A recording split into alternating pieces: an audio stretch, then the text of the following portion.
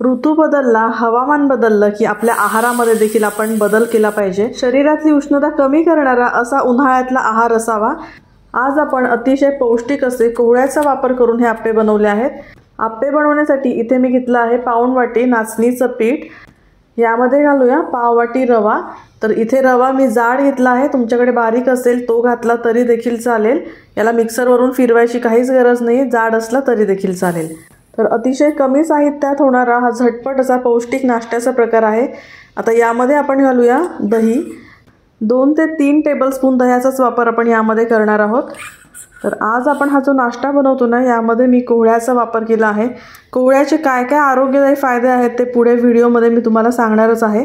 आता आपण दही, रवा आणि नाचणीचं पीठ सगळं व्यवस्थित एकत्र करून घेऊया। ज्या वाटीने आपण हे पीठ मोजून घेतले ना, त्याच वाटीने इथे मी पाणी घेतलंय। तर थोडं थोडं करत आपण पाणी यामध्ये घालूया। पुढे तुम्हाला कळेलच यामध्ये आपल्याला एक्झॅक्टली किती पाणी लागलं आहे। तर सगळ्या गुठळ्या आपण यातल्या मोडून घेऊया आणि सरसरीत असं आपल्याला ह्याचं पीठ किंवा ह्याचं बॅटर बनवून घ्यायचं आहे। सकाळच्या नाश्त्यासाठी किंवा मुलांच्या डब्याला देण्यासाठी देखील तुम्ही हे आप्पे करू शकता। आणि विशेष म्हणजे ना, मुलांना अजिबात कळत नाही की यामध्ये आपण कोहळा वापरला आहे ते। आणि कोहळा हा पोटासाठी खूपच थंड असतो। कोहळा खाण्याचे ना अनेक आरोग्यदायी फायदे आहे। कोहळ्यात व्हिटॅमिन सी, B1, B3, खनिजे, कॅल्शियम, पोटॅशियम, मॅग्नेशियम आणि लोह असते। कोहळ्यात ना पाण्याचे प्रमाण देखील जास्त असल्याने ना ते शरीराला हायड्रेट ठेवण्यास मदत होते। तर बघा आता इथलं माझं हे बॅटर तयार झालं आहे आणि साधारण अर्धी वाटी एवढं पाणी लागलेलं आहे। 10 मिनिटांसाठी आपण हे पीठ झाकून ठेवूया। कोहळ्याचा रस ना रोगप्रतिकारक शक्ती वाढवून आपल्या शरीराला संसर्गापासून वाचवतो। आता यामध्ये ना भरपूर प्रमाणात फायबर असल्यामुळे ना हे वजन कमी करण्यास देखील मदत करतं। आता यामध्ये फायबर असतं त्यामुळे ही भाजी ना अपचन, बद्धकोष्ठता किंवा पोटाच्या इतर समस्या दूर करण्यासाठी अत्यंत उपयुक्त ठरते। अनेक मानसिक रोगांवरही कोहळा हे एक प्रभावी औषध आहे। त्यामुळे ज्यांना खूप ताण असतो ना, त्यांच्यासाठी कोहळा हे एक उत्तम आहार द्रव्य आहे। कोहळ्यात विलक्षण औषधी गुणधर्म असून यामुळे चिंता, ताण व तणाव कमी होण्यास मदत होते। साधारण 10 मिनिटांनंतर आपलं हे पीठ व्यवस्थित भिजलं गेलं आहे।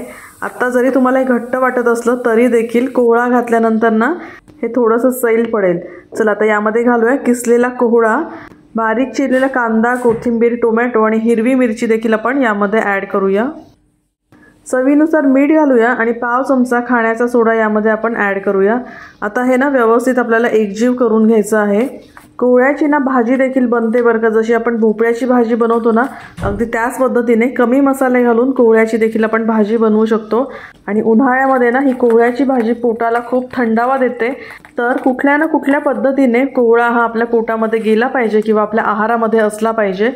चला आता इथे बॅटर आपलं छान व्यवस्थित मिक्स झालं आहे, सगळ्या भाज्या मिक्स झाल्या आहे। लगेचच आता आपण ह्याचे आप्पे करायला घेऊया।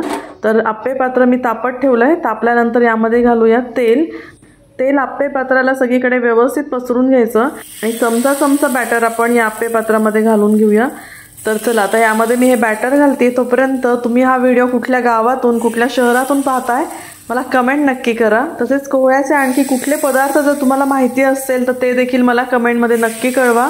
याआधी तुम्ही कोहळ्याचा कुठला पदार्थ खाल्ला आहे ते देखील मला जाणून घ्यायला नक्कीच आवडेल।